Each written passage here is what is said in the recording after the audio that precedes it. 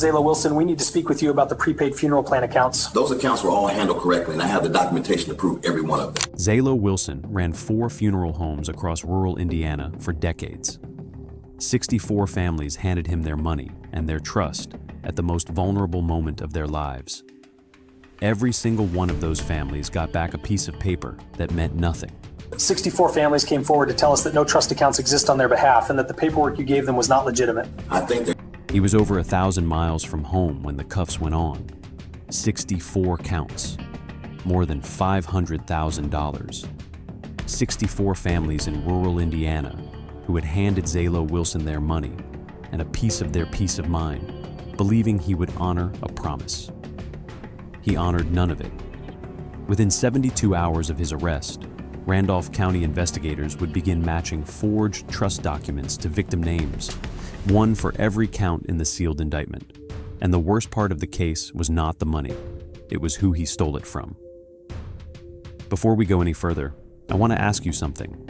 Have you ever paid a deposit on a service you hoped you would never actually need? A prepaid funeral plan? A long-term care contract? A burial policy? Drop a comment and tell me whether you ever followed up to make sure the money actually went where it was supposed to go. And if you are not subscribed yet, hit that button now. The full scope of what this funeral director did is worse than the headlines made it sound.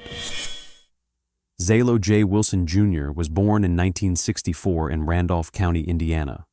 Lynn was a town of fewer than 1,500 people, sitting in the flat farm country a few miles from the Ohio line.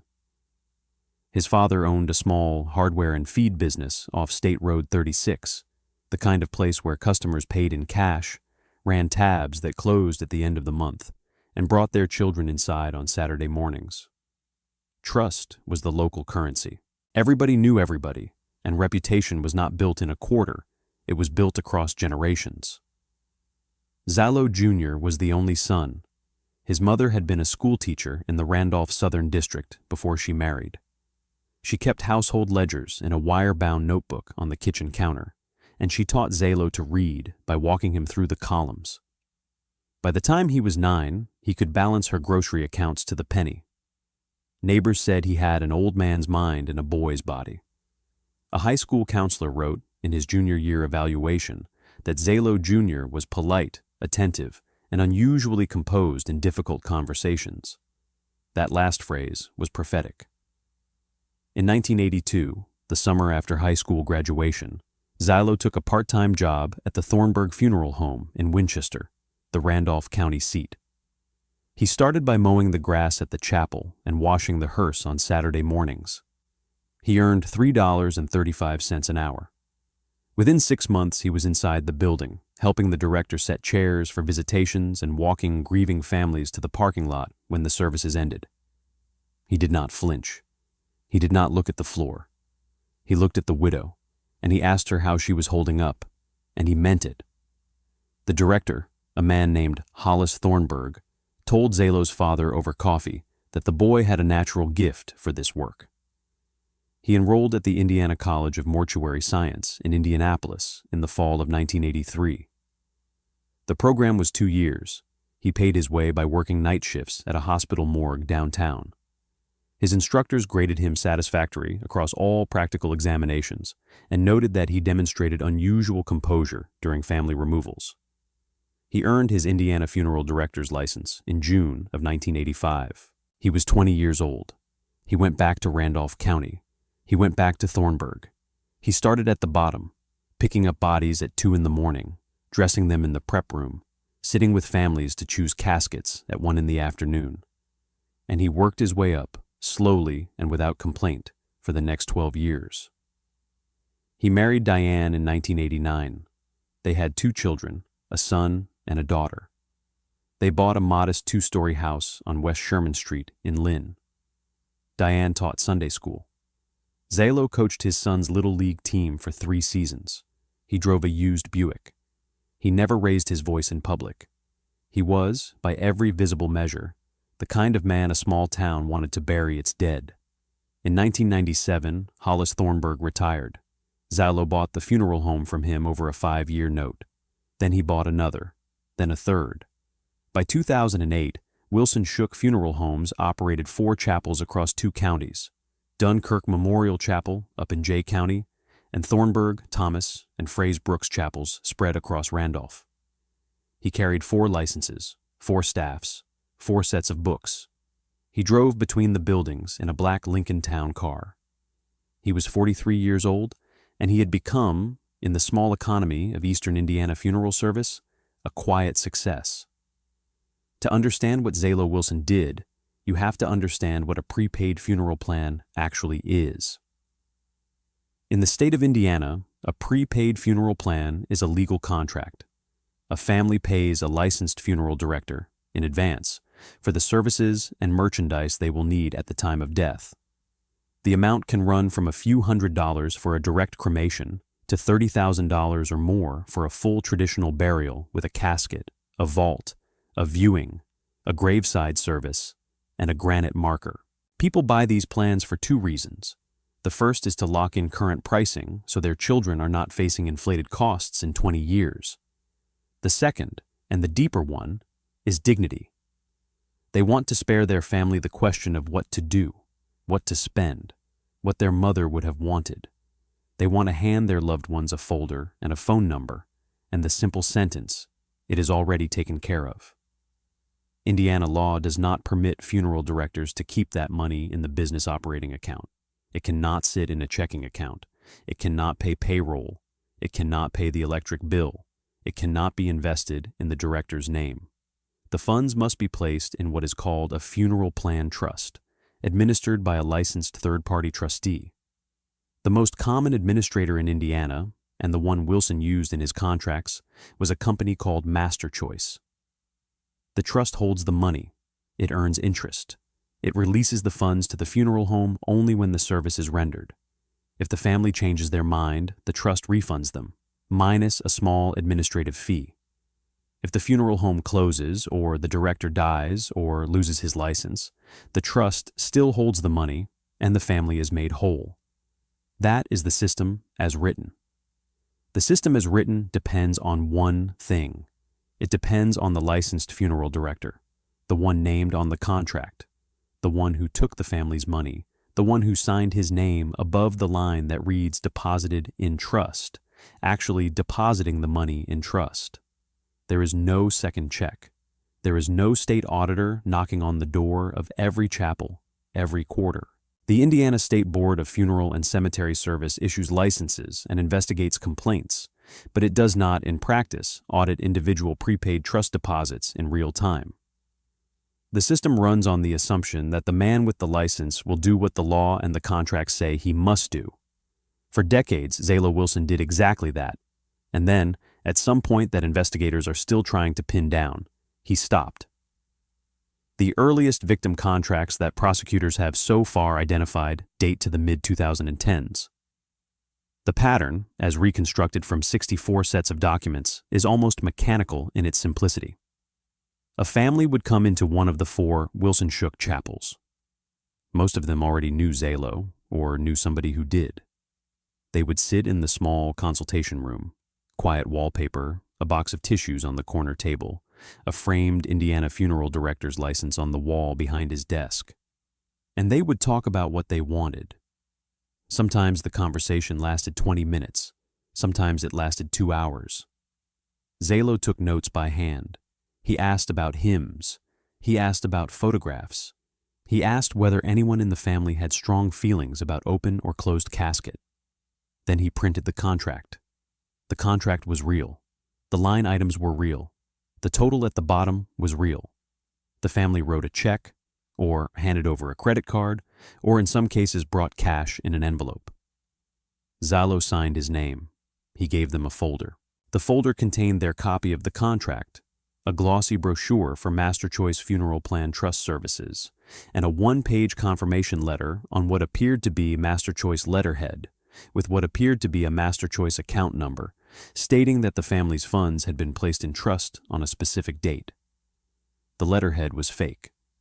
The account number was fake. The trust account did not exist. The money went into Zalo Wilson's business operating account, or his personal account, or investigators have suggested, into a series of cash withdrawals that have been harder to trace. From there, it paid the mortgage on the Dunkirk Chapel. It paid the staff at Fraze Brooks. It paid the electric bills at Thomas Memorial. It paid Diane's car payment. It paid the lease on the Black Lincoln.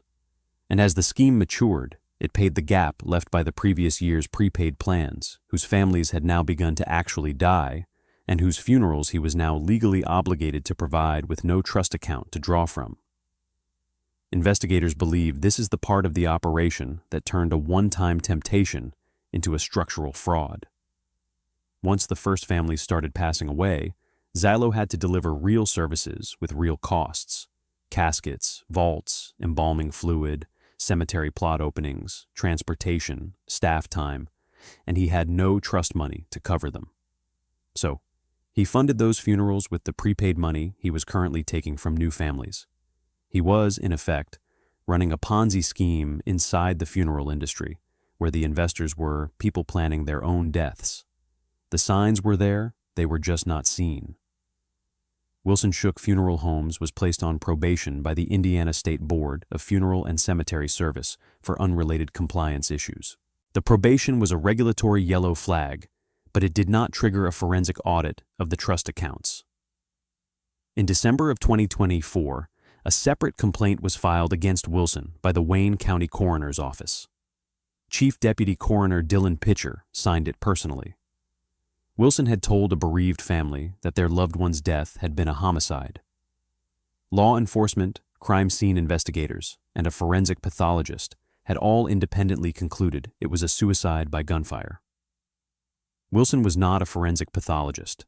He held no medical authority to make any determination about cause or manner of death. He had simply told the family what he wanted them to believe, and the family had carried that lie home with them along with their grief. The Attorney General's office investigated. It issued a warning. Wilson's license was suspended. The funeral home, already on probation, was now under heightened scrutiny. But still, no one looked inside the trust accounts. No one asked, of every prepaid contract issued at every chapel over the last decade, the simple question: is the money where the paperwork says it is? No one asked. No one checked. The break did not come from a regulator. It came from a man with cancer. Kenny Marquis was 67 years old, a former police officer in eastern Indiana, retired, living quietly with his girlfriend, fighting a diagnosis that he and his doctors had already accepted would not be beaten. He had known Zylo Wilson for more than 50 years. They had grown up in the same county. Marquis had used Wilson Shook for his mother's funeral. He had used them for other family services across the decades. When Marquis decided, in the practical and unsentimental way that men of his generation tend to decide such things, that he did not want his girlfriend or his children to be burdened with the cost of his cremation, he wrote a check to Zylo Wilson for somewhere between $3,500 and $4,000. He took the folder home. He put it in the drawer where important papers live, and he tried to go about the business of dying with the smaller comfort of knowing the last thing he would ask of his family had already been taken care of. In the fall of 2025, Marquis's girlfriend tried to look up something on the Wilson Shook Funeral Home's website. The website was down, not under construction, down. The chapels themselves, when she drove past, were closed. No lights, no cars in the lots, no notices on the doors. Marquis started making calls. He called Wilson's office number. No answer. He called the cell phone he had used to reach Zylo for years. No answer. He drove to the Lynn Chapel. Locked. He drove to the Winchester Chapel. Locked. He called Master Choice directly. He gave them the account number from the confirmation letter in his folder. The representative on the other end of the line did something on her computer for about 30 seconds. And then she came back and told him, as gently as she could, that there was no record of any account in his name. There was no record of any deposit from Wilson Shook Funeral Homes on behalf of Kenny Marquis. The number on his letter did not correspond to any Master Choice account that had ever existed. Kenny Marquis was a former police officer. He understood what he was looking at. He hung up the phone. He called the Randolph County Sheriff's Department. He told them, in the matter-of-fact voice of a dying man who has just been robbed of his last act of dignity, that he believed Zalo Wilson had stolen his cremation money. And then he sat down at his kitchen table and started calling other people he knew. Old neighbors, members of his church, friends from the Union Hall. He asked them each the same question. Did you ever buy a prepaid funeral plan from Zalo? Within 72 hours, the Randolph County Sheriff's Department was fielding more calls about Wilson Shook than they could log on a single shift. We are about to get into the investigation, and what they found in those records is the kind of thing that makes you sit up straighter on the couch. If this story is hitting you the way it hit me, hit subscribe before you forget. This channel covers the cases small-town local news breaks and big-city national media never picks up. There are a lot more of these out there. There are a lot more Kenny Marquises. The Randolph County Sheriff's Department opened a formal investigation in November of 2025. Within the first week, they had logged 17 complaints. Within 3 weeks, they had 31. Within 6, they had passed 40 and were still receiving new calls from families who had heard, through the slow current of small-town gossip, that something was wrong with their prepaid plans. Each call followed the same outline. The family had paid a specific amount on a specific date. The family had a folder. The folder had a confirmation letter on Master Choice letterhead. The folder had a number. The number did not exist. Detectives subpoenaed records from Master Choice directly. The Trust Administrator's Compliance Department ran every Wilson Shook contract on file against its actual account ledger. The comparison was straightforward, and the result was uniform. The contracts existed. The trust accounts did not. In some cases, the funeral home had filed paperwork at the start of a relationship and then never deposited a single dollar. In other cases, no paperwork had been filed at all. The number printed on the family's confirmation letter was, in many cases, a number Wilson had simply typed onto the page and printed on a home laser printer. The forensic accountants brought in by the Indiana Attorney General's office started reconstructing the flow of funds out of the Wilson Shook business accounts. They traced personal expenditures. They traced cash withdrawals at branches in 3 different counties. They traced inter-account transfers between the 4 chapels that had no operational justification. Money moving from Thomas Memorial's account to Dunkirk's account on the same day a prepaid plan was sold at Thornburg. The total, as currently calculated, sits at over $500,000. The investigators have publicly acknowledged that the figure is likely to rise. Additional victim complaints are still coming in. Police departments from Union City, Farmland, and Lynn assisted in canvassing residents who may not have realized their plans had been touched. The Randolph County Prosecutor's Office, led by David Daly, has said on the record that more counts may be added. The smoking gun was not one piece of evidence. It was every piece of evidence. Every fake confirmation letter Wilson had printed and handed across his desk became, by the simple operation of the law, a separate count of theft. 64 counts, classified as Level 6 felonies under Indiana statute, each carrying a maximum penalty of 30 months in prison. Stacked back to back, the exposure runs to over 160 years. The prosecutor will not seek that, and the judge will not impose it, but the arithmetic of the indictment is what investigators wanted to make visible to Wilson and to the public. Every single family, named individually, counted individually, charged individually. In January of 2026, a separate civil suit was filed in Randolph County. The plaintiff was Kenneth Shook, Wilson's former business partner, the second name on the door of Wilson Shook Funeral Homes. The complaint has not been made fully public, but the filing alone indicated that whatever partnership had existed between the 2 men had collapsed, and that Shook himself was pursuing separate legal remedies. Wilson, by this point, was already gone.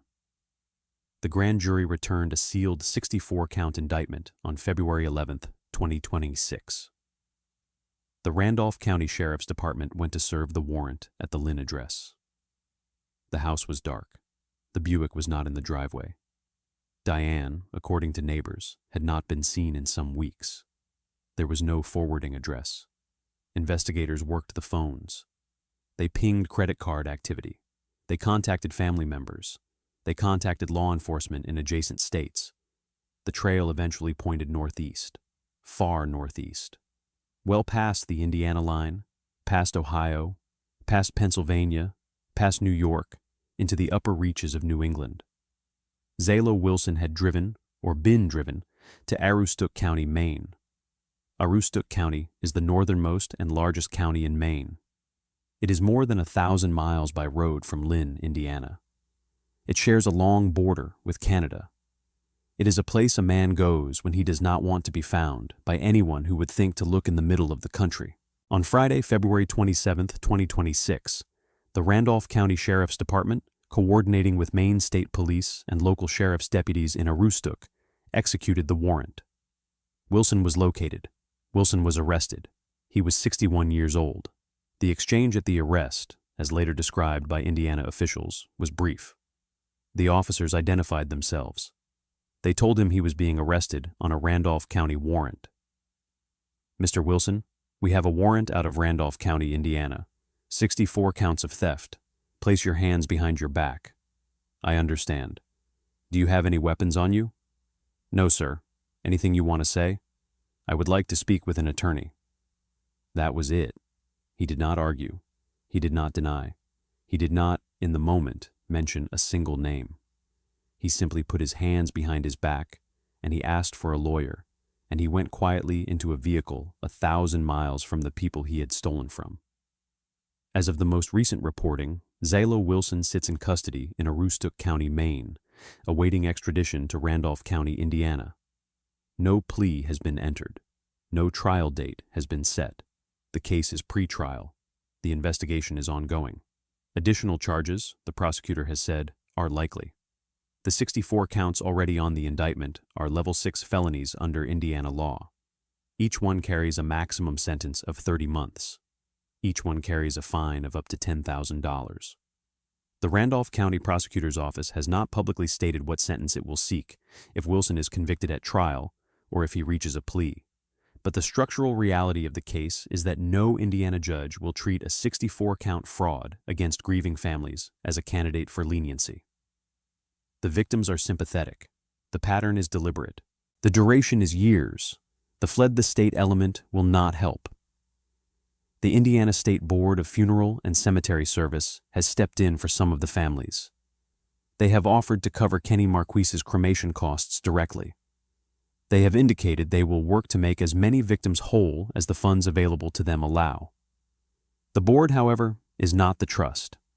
It does not have $500,000 sitting in reserve for cases like this. Many of the 64 families will not see their money back. Some of them, like Kenny Marquise, have already exhausted the time they had to fight for it. Marquise spoke to a local Indianapolis television station, Wish TV, after the indictment was made public.